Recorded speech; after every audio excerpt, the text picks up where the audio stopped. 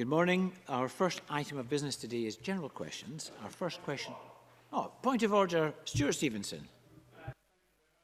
Presiding officer, I know you're aware, because I've been in correspondence with you, about there being 10 questions for the corporate body this afternoon, but under Standing Orders 13.9.3, there is only permitted to be 15 minutes allocated for that. So it's quite clear. I think we will not manage to get all questions asked.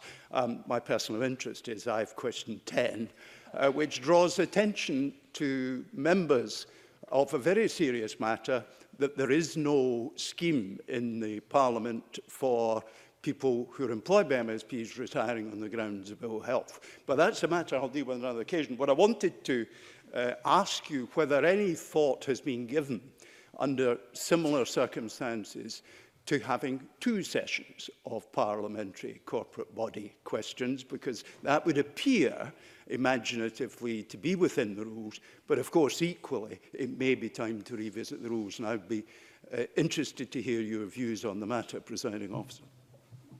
Thank you very much. Thank you very much, Mr. Stevenson, and thank you too for the note this morning, to which I have replied. Hopefully you received that reply. No, there is no procedure. The standing orders make it very clear that SPCB questions will last 15 minutes, and clearly to extend it at short notice would disrupt every other item of business this afternoon, which I don't think would be particularly fair to other members. On the point about whether there should be 2 question sessions, I think that's one for the SPPA to consider. I would highlight that although there are 10 questions this week, that's a very rare occurrence indeed, and we usually struggle for questions at SPCB questions rather than have too many. However, maybe it's a trend we will encourage and see developing. So I would thank the member for raising that point of order.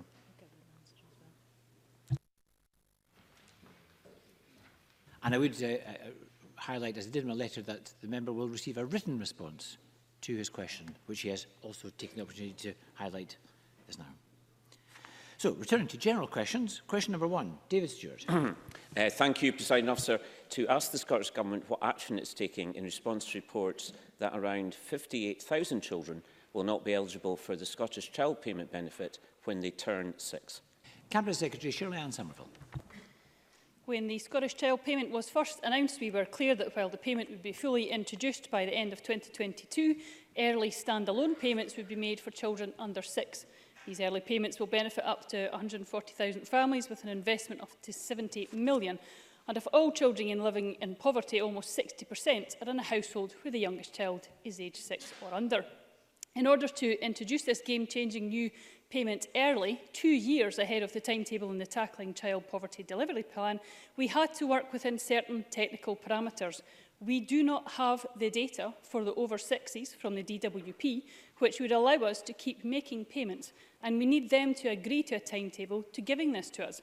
We have asked the DWP for this early delivery, but we are reliant on them to make this happen. David Stewart. Thank you, Presiding Officer. Can I thank the Cabinet Secretary for her response?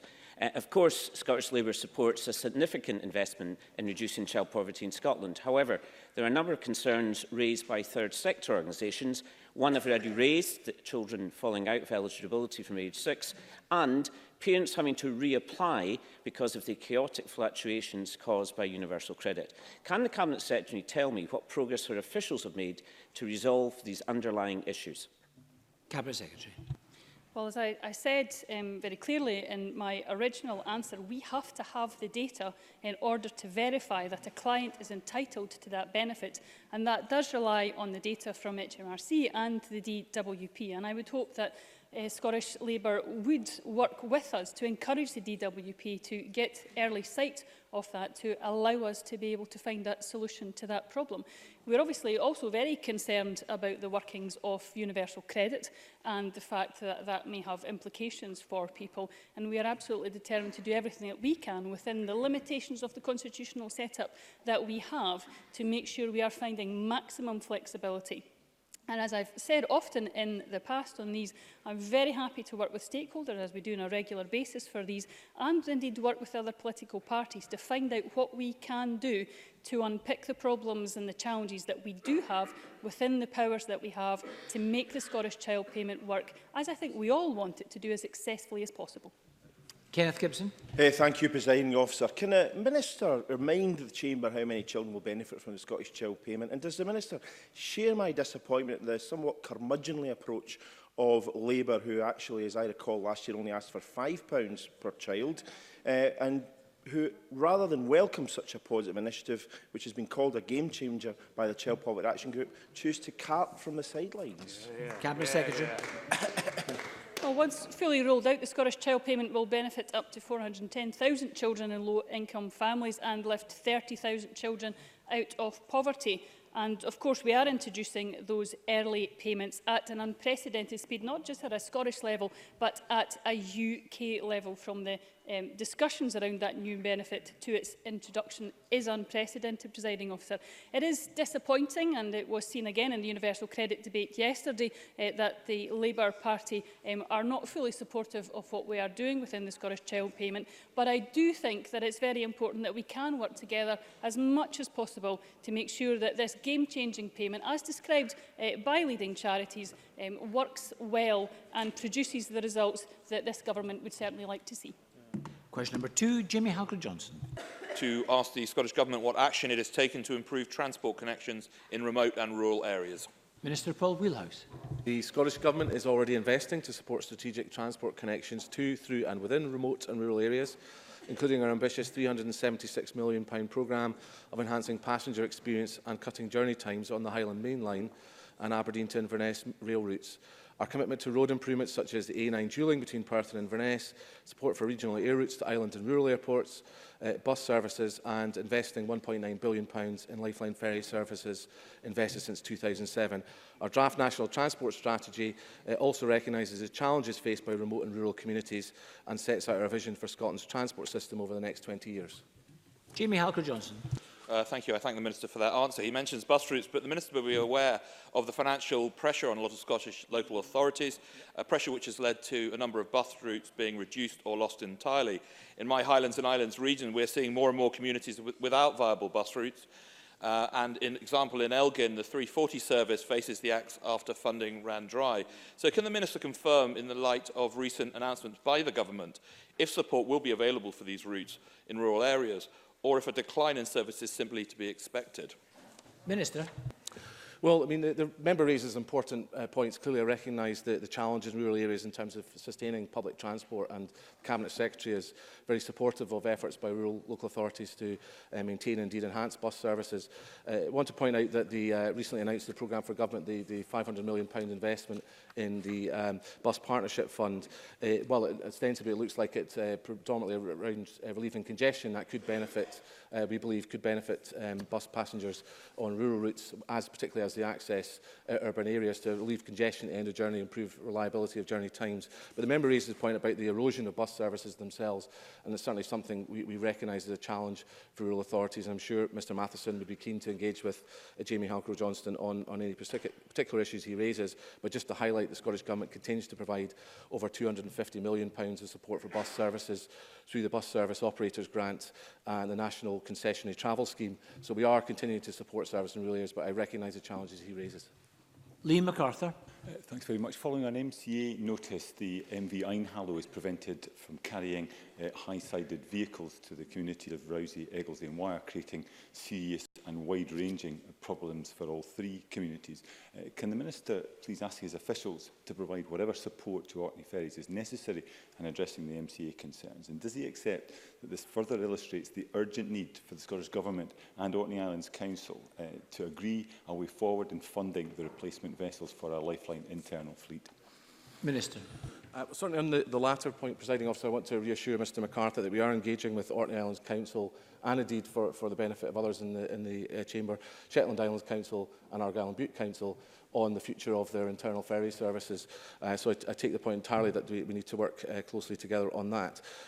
On the specific issue he raises, that's not been in front of me yet, so I will sort of undertake to see if there's any help we can provide in terms of advice to Orkney Islands Council to alleviate the issue and to engage with the MCA. But I'll certainly undertake to come back to Mr McArthur anything that we can suggest to be helpful. Question 3 has not been lodged. Question 4, Keith Brown. To ask the Scottish Government what the impact will be on Scotland's local authorities of the increase in the interest rate charged by the Public Works Loan Board. Cabinet Secretary Derek Mackay. Any increase in the interest rates charges by the Public Works Loan Board will impact on local authority plans if those plans are to be financed by borrowing. The scale of the increase, a 1% increase, may affect the affordability of local authority plans and could lead to investment being scaled back or delayed in key areas such as housing or transport infrastructure, and that may well include local roads. Keith Brown. Can I thank the Cabinet Secretary for his answer and perhaps ask whether he was given any notice of this by the UK Government and whether he agrees with me that this increase could potentially put at risk the delivery of crucial infrastructure projects across our communities such as affordable housing, schools and roads, and that it is in effect nothing more than an additional Tory tax on local councils. Cabinet Secretary. No, I'm not aware of any advance notice from Treasury to Scottish Government or indeed to local authorities for that matter, but I agree with Keith Brown. He's absolutely right that this will have an unfortunate impact on the investment propositions coming from local authorities. It will affect the quality of life and plans that they had to boost productivity and invest in local infrastructure as well. So this is an unwelcome increase. It is indeed a Tory tax on local councils. It will affect their plans. I do believe it's unfair on Scottish local authorities. When you look at the circumstances, it's not in line with the prevailing interest rates, and indeed it will lead to councils scaling back some of their investment plans. And of course, at a time when the Scottish Government had increased capital support to Scotland's local authorities, showing that the Tory party cannot be trusted with local investment. Question number 5, Gail Ross. Thank you, Presiding Officer. To ask the Scottish Government what support it gives to organisations and public sector bodies to mitigate the effects of fuel poverty in remote and rural areas. Cabinet Secretary Aileen. Thank you. Since 2013, we have provided £373 million in grant funding to councils to deliver area-based energy efficiency schemes targeting fuel-poor households. That includes over £91 million to councils serving remote and rural areas. Households in these areas also benefit from an uplift in funding to reflect higher costs of delivery. Our investment in area-based and national schemes such as Warmer Homes Scotland has helped over 135,000 households to make their homes warmer and reduce their energy bills. Gail Ross. I thank the Cabinet Secretary for that answer.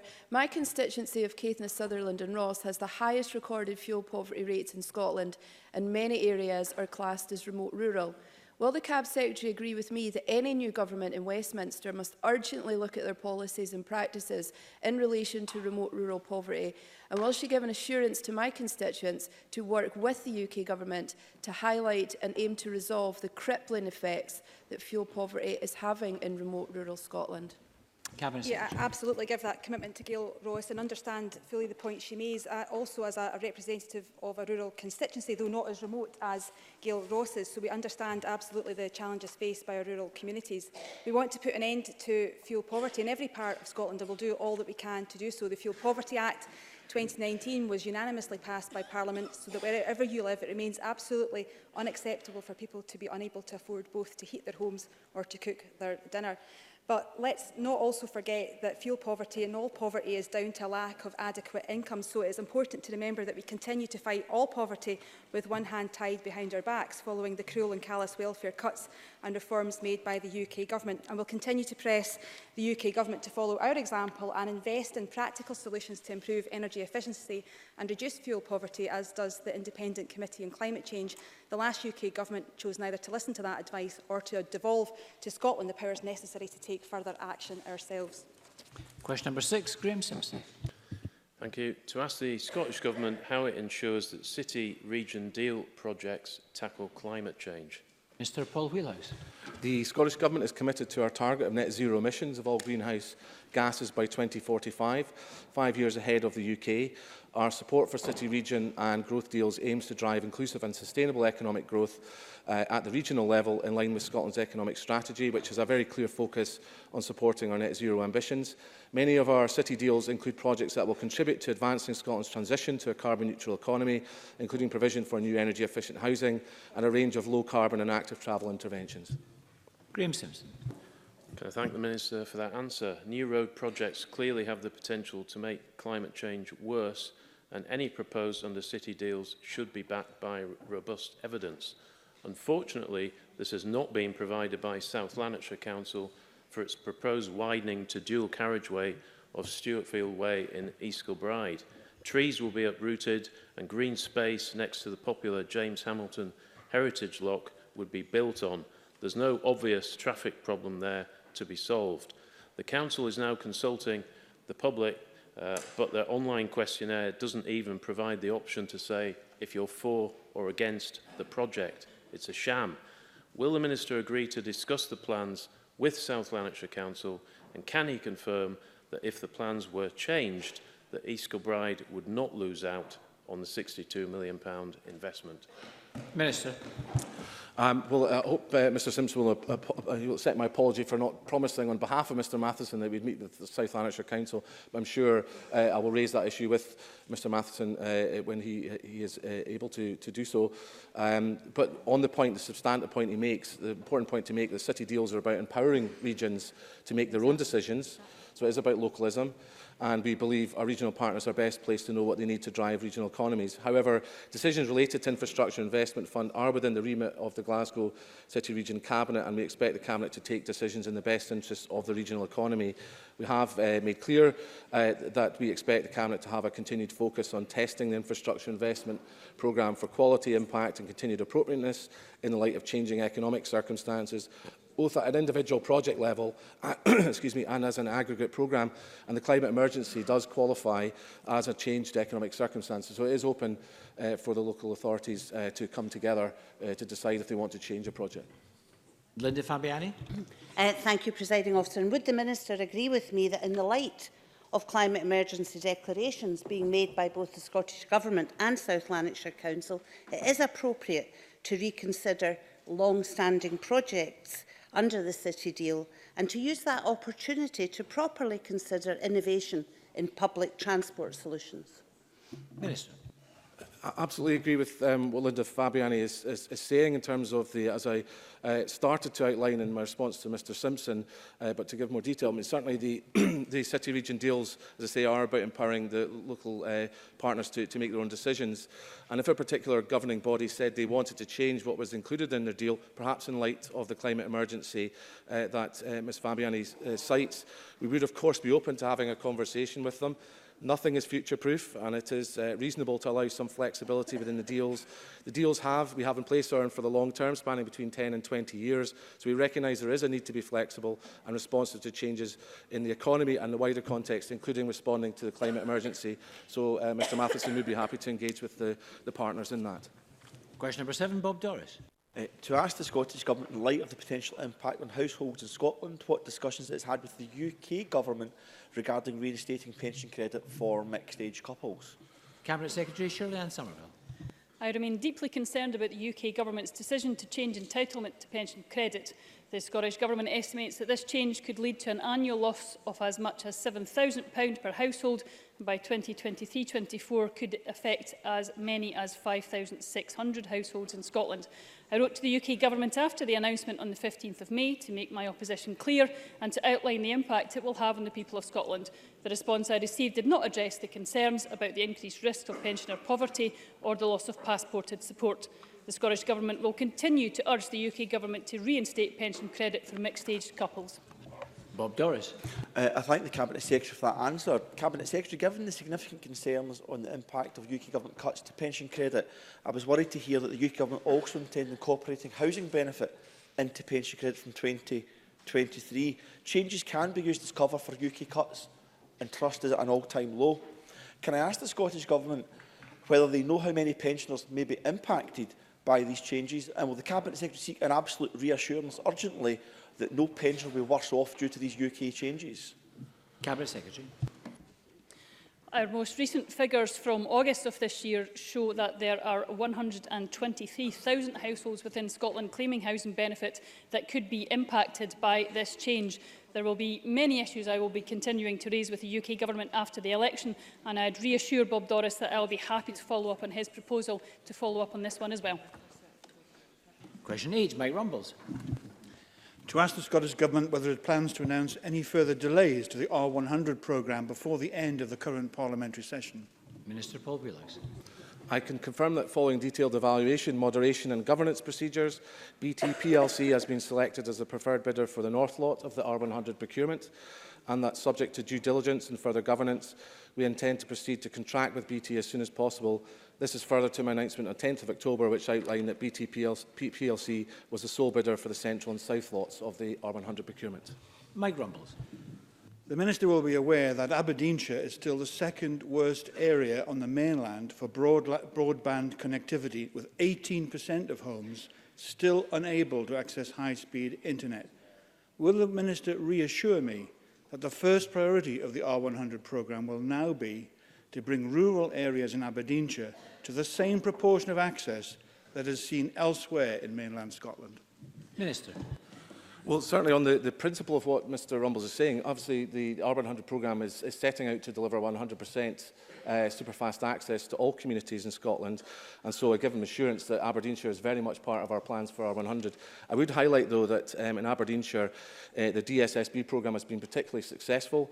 Between January 2014, when the programme started, and September 2019, we increased the proportion of premises in Aberdeenshire by 65.8% with access to superfast services. I accept entirely there's still 18% to go, but I want to reassure Mr Rumbles that's very much what we intend to do with R100.